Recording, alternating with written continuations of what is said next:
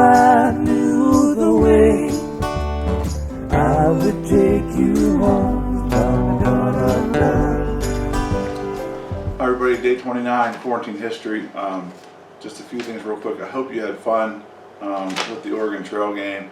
For those who actually put the effort in and got to play it, I'm sure you had a lot of fun. I guess for those of you who didn't, it's sort of your loss.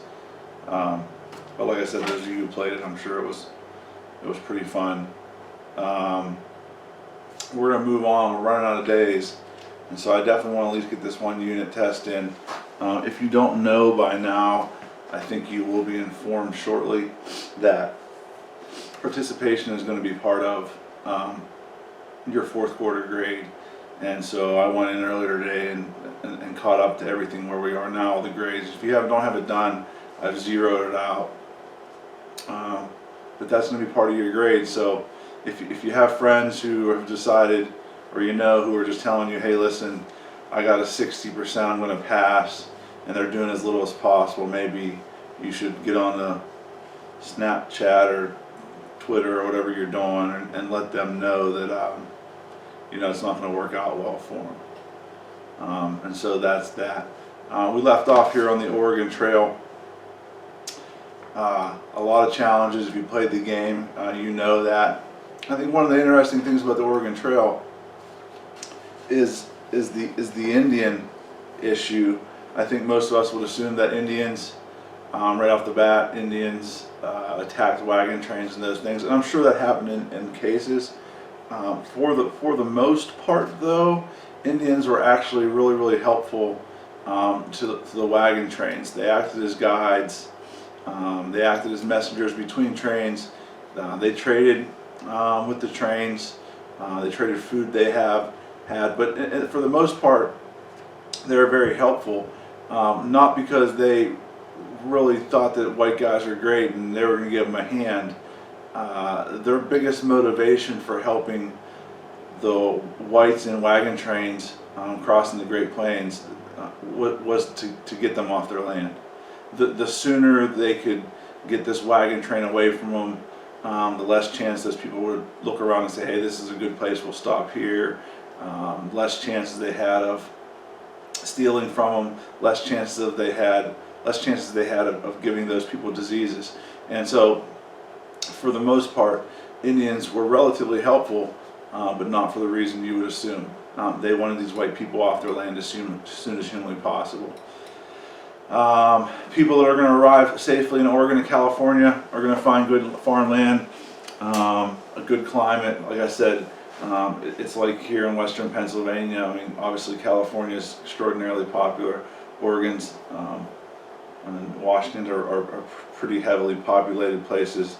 They're good places to live, but thousands of Americans are going to risk the dangers involved with traveling that far for that many months in the open for a new opportunity in the West, and it's going to take some time, but they're going to establish these places. Going to California, the challenges were very, very similar to going to Oregon, and I think I told you this the other day. The one additional challenge that was involved with going to California was you also had to cross the Sierra Nevadas. They are mountains, not like the Appalachians. Obviously, they're not as wide or as large and take up as much area as the Rockies, but they're definitely formidable. The trail split at the Snake River and it headed south into California. Now, California at the time, during this first wave in the 1840s of people going there in late 1830s, California is still part of Mexico. And we know how Americans showing up in Texas, which was part of it, we know how that ended up. And so the Mexicans are not going to be real happy about it. The most famous group to go to California, the most famous group of Americans to go to California would be the Donners. The Donner Party is famous for having really bad luck, and we'll cover that here in a minute. The Donners left in the spring of 1846, and they are going to, in the process of going with their wagon train, and there were more people than the Donners with them, in the process of going towards California, they're going to receive this pamphlet, and this pamphlet talks of a secret, kill the rabbits. This pamphlet is going to talk about a secret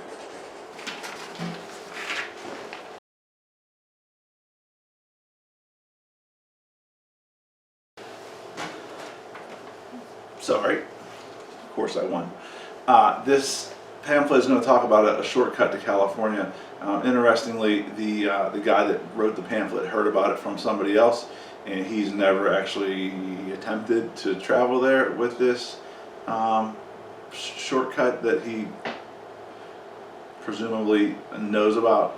And his whole entire motivation for handing this pamphlet out and to get people to go in this different direction is he has, that's right,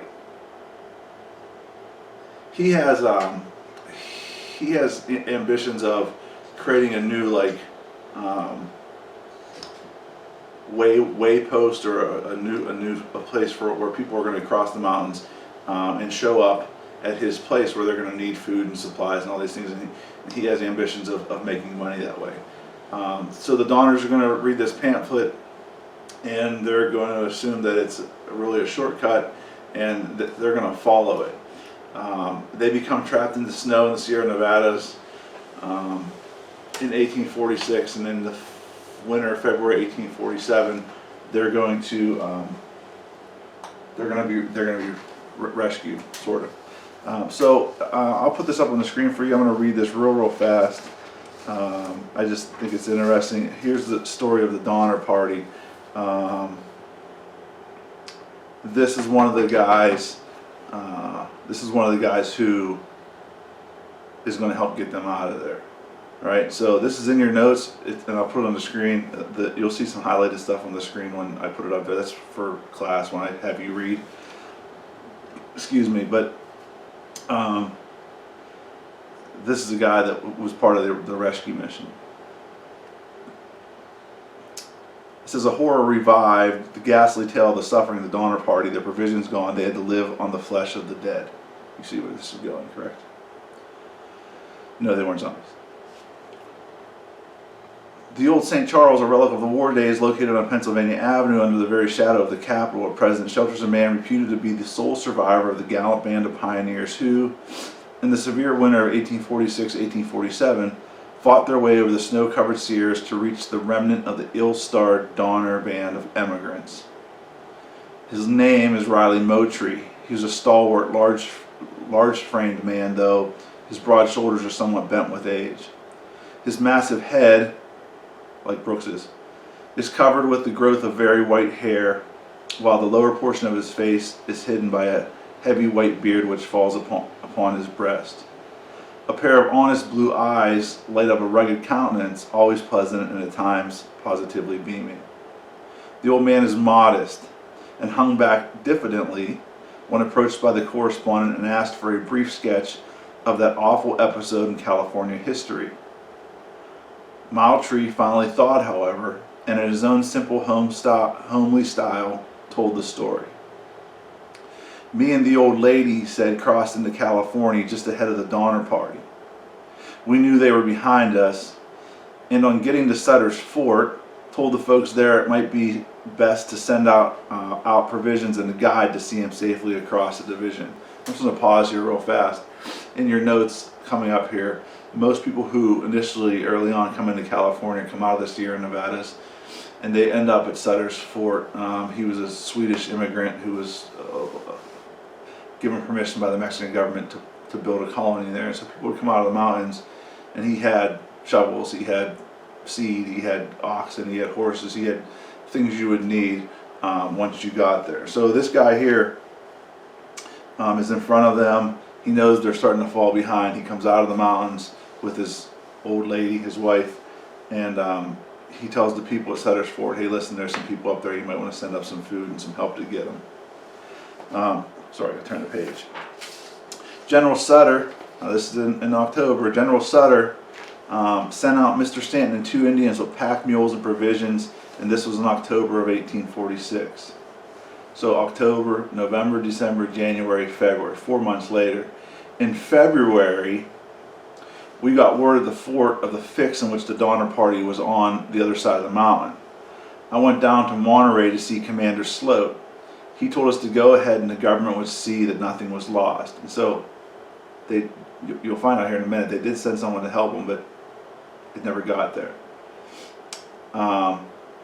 There were 7 of us started: Aquila Glover, Daniel Rhodes, John Rhodes, Daniel Tonker, Joe Sells, Ned Copymeyer, and myself. We went up Bear River Valley to the Johnson Place just below the snow line. On the 16th of February, we struck snow and stopped to make snowshoes. We left our mules and loads of provisions on the mountain there and started up into the snow with about 60 pounds of provisions each. It were 70 miles over the divide into Tuckery Canyon, where they told us the camp was. The snow was about 15 feet deep and soft. All made an average of 10 miles a day. On the 18th of February, we crossed the summit and made down the other side toward Truckee Lake. About sundown, me and Mr. Glover saw the cabins and tents of their party. We came nigh on 50 yards of them before we saw them. Their camp stood about 60 yards from the east end of the lake that's now called Donner. The snow was about 12 to 14 feet deep and covered everything. Where the water was, there wore a broad, clean sheet of snow. No one come up to greet us, but when we got near, yelled, they came tumbling out of the cabins. They were an awful looking sight, a white and starved looking lot, I can tell you. They were pretty glad to see us, and they took on awful anyhow. Men, women, and children crying and praying. After we was there a bit, they told us how they had suffered for months. The food was all gone, and death taken them on all sides. Then they showed us up into their cabins, and we saw the bodies of them who had gone. Most of the flesh had been stripped off and eaten. The rest was rotten. It was just awful. 10 was already dead, and we could see some of the others was going. They were too weak to eat, and our provisions being scant, we thought it best to let them go and look after the stronger ones. We had to guard the provisions close, or they would have just swooped down and stolen them all. We slept there that night and gave out as much food as we could. Then the next day we went down to Tuckery Canyon about 8 miles and found the Donner camp.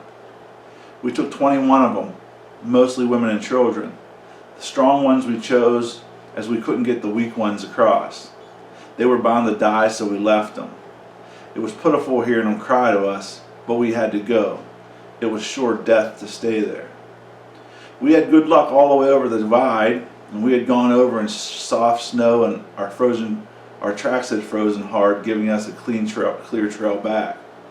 4 of the children that was almost gone, we took turns carrying them on our backs, and the rest walked. When we got over the summit, past the snow in Bear Valley, we met Jim Reed with 15 men and provisions going over. It's a different group going to help him. And then we struck Lieutenant Woodworth's with his men. We got our crowd down safe to Sutter's Fort and waited for news of the others. Reed and his men struck a snowstorm and didn't get over for several days. When they got to the camp, 3 more had died and the bodies was eat up. Most of the others were brought over. Now this is the correspondent asking him a question. Was there any way the party could have been saved? Asked the correspondent. Yes, responded Moultrie. There was. If they had killed their stock first before the heavy snows came, they wouldn't have starved. And there was plenty of fuel to keep them warm. If they had left their wagons gone straight up the mountain, they could have got over easy. A half-day's trip would have brought them all safely over the divide, and once they got below the snow line, they would have been all right. But somehow or other, though, luck was against them. So if they'd have just left the wagons and kept walking, they were about a day's walk from surviving the whole thing. Stanton and the two Indians who knew the trails well, he's talking about the first group that was sent when he first came out in October. Stanton and the two Indians who knew the trails well go over to them in October 1846. They started back 3 times with small parties and never got over the summit. On the 16th of December, they made a last attempt. A party got over to the divide, but somehow or another Stanton wasn't able to keep up. I guess he got snowblind. He fell back and was never heard of again. On the 21st, an awful snowstorm came on and continued for several days. On several days, the party went on, but everything around them was strange. The Indians confessed they were lost, and then they began to starve and freeze one by one. And by Christmas Day, 4 of them had gone, and the others began to eat their flesh. The Indians were afraid they would be killed and left. The party followed their trail in the snow, tracing it by the blood of one of the Indians, his toes having frozen and dropped off. Mr. Forsditch died on the morning of 5th of January. His wife stayed with him till the last. The others cut up his flesh, but Mrs. Forsditch would not touch a bit of it. On the 9th of January, they found the Indians. They were out of the snow, but one was dead and the other died an hour after. That's the short of the story about the whole thing, concluded the old pioneer. Monterey has for 2 years been trying to get through a relief bill, but thus far has been unsuccessful. He only asked a small sum to tide him over the few remaining years of his life. Senator Hurston Stewart will endeavor to press the measure through August 31st, 1888. And so there's the story of the Donners. They take this shortcut, they don't make it. They send for help, and that's why the two groups, when he goes up there, the two groups are separated. The one group was being led out by Indians. The Indians get lost, and they get stuck there. And, they start eating each other. I know that when they found the Donner himself in the second camp, he had he had barrels, jugs full of full blood that he had been drinking, and I know they were labeling their kin when they died, because no one wanted to eat their husband or their kid or anything else, and so they would label who was who as they were cutting the flesh and stuff off them. But the Donner Pass still exists. Donner Lake is still there. It's pretty interesting. 42 of 87 of them were dead, and cannibalism was rampant. I will try to find this picture for you again. It's really interesting. This guy's sitting at the spot of one of the Donner camps, and it's neat because if you look, all the trees are cut off about 12-15 feet. And I always ask us when we're in class, why are the trees cut where they're cut? We don't have time to sit here around and do this right now, so I'll just tell you. The trees are cut where the snow line was. In other words, their camps were that high in the air on top of the snow. And so, a pretty bad situation. Like I said, there was a lot of dangers in going on this whole thing. The Donners are the most famous of the whole entire group. Mexican officials didn't want Americans settling there. I already told you about Sutter's Colony and Sutter's Fort. It was a very, very popular place. And by the mid-1840s, guidebooks and stuff are being published left and right back east, and they're advertising all the great things about California and Oregon, and trying to get people to come there. And I think it's in the next unit. In 1848, they're going to discover gold in California, and then it's going to be a race to get there by everybody, and California's going to explode in population. All right, so that's day number 29. This is working for me, this Edpuzzle thing. People are actually starting to follow along a little bit. Remember, the questions I'm putting on the screen are the questions directly from the test. If you want to keep track of them, write it down and make life a lot easier later. I'll see you tomorrow. If I